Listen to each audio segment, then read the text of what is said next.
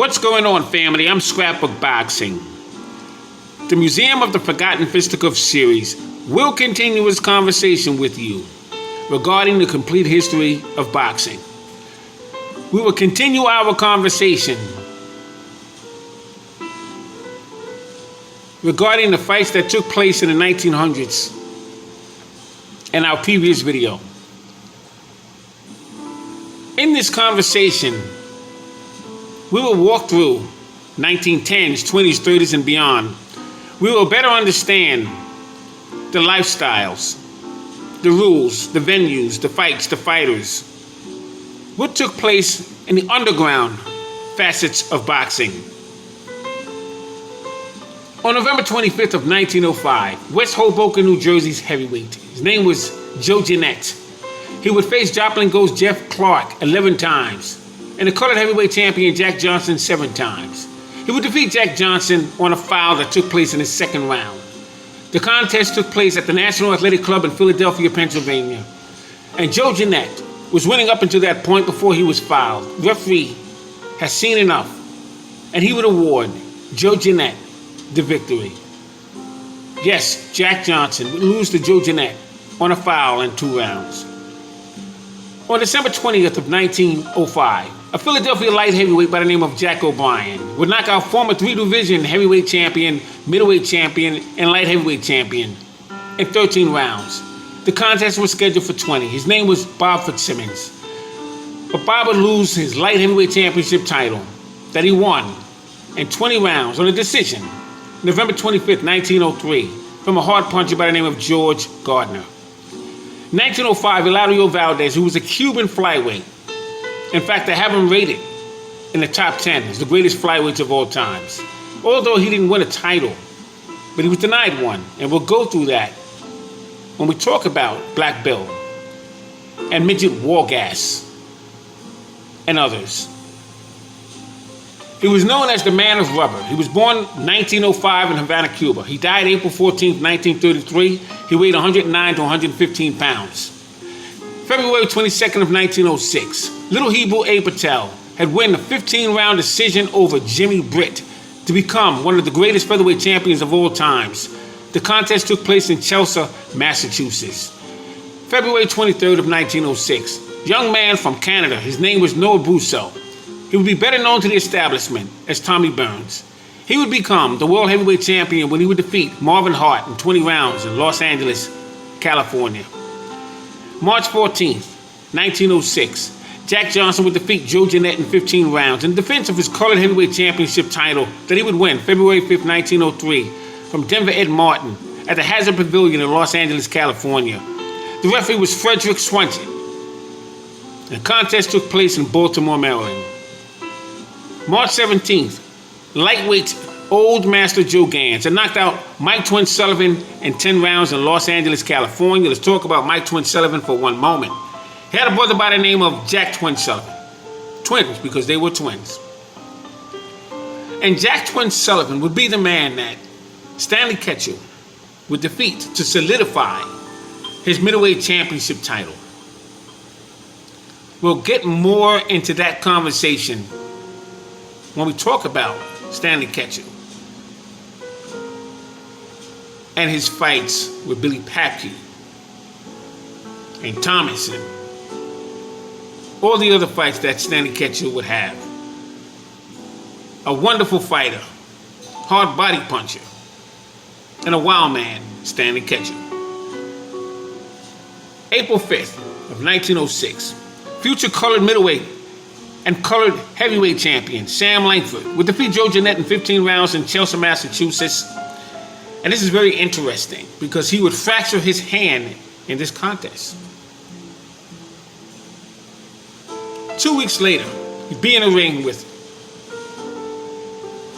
the first black heavyweight champion, Jack Johnson, in 1906. We'll talk about that fight in one moment. April 26th, Jack Johnson he defends his World Colored Heavyweight Championship at Lincoln Athletic Club in Chelsea, Massachusetts. It was against Sam Langford. We just discussed him.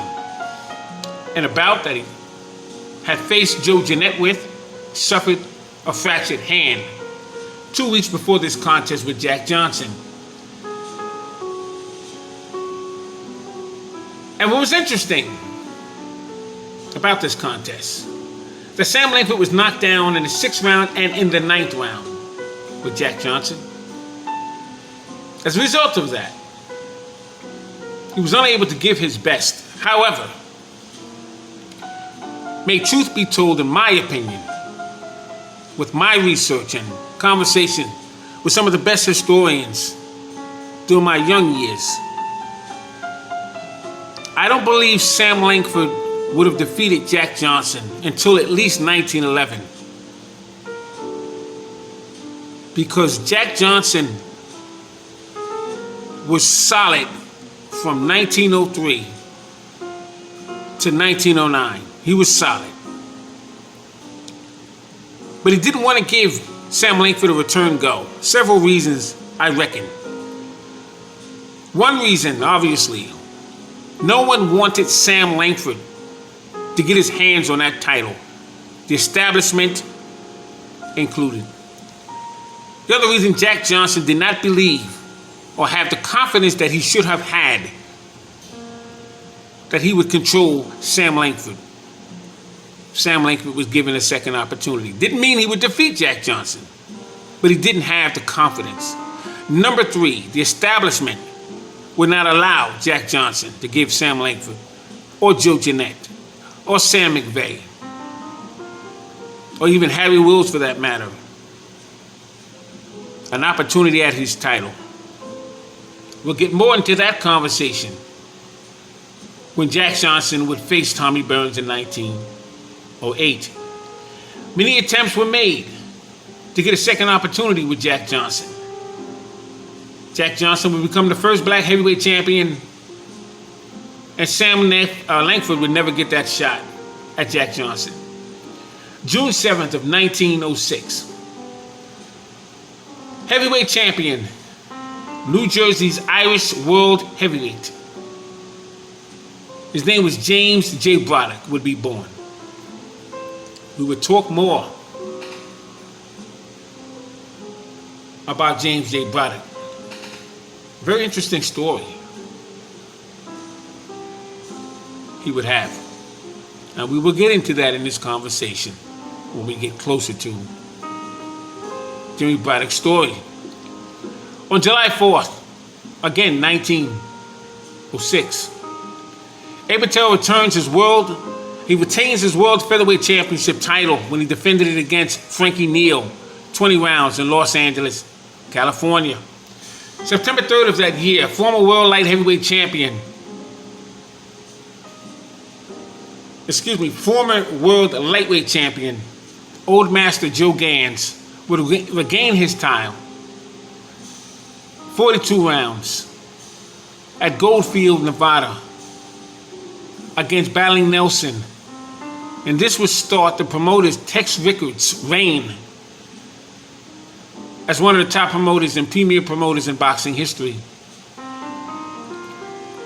Old Master Joe Gans would regain his crown, 42 rounds, in Goldfield, Nevada, against Battling Nelson. You talk about foul tactics. My God. What Joe Gans had to go through during his course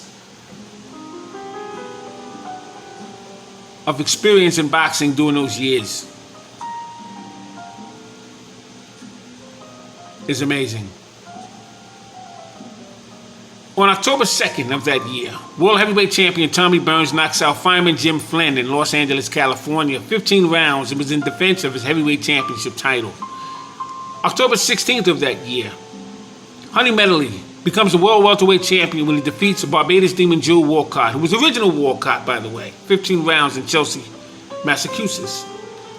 Arnold Raymond Creed had named himself Joe Walcott, Jersey Joe, because he was from Camden, New Jersey.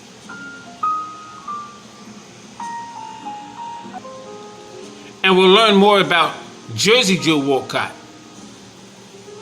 when we get to the 1930s and 1940s. On October 26th of 1906, future heavyweight champion Primo Carnera was born. He was Italian-based. He was a mob-connected foe. Carnera would knock out Jack Sharkey in 6 rounds, October 12th, 1933. We'll talk about that in our next video. I'm Scrapbook Boxing, Museum of the Forgotten Fisticuffs series. All great fights and all great fighters will never be forgotten on our channel. The complete history of boxing is in effect.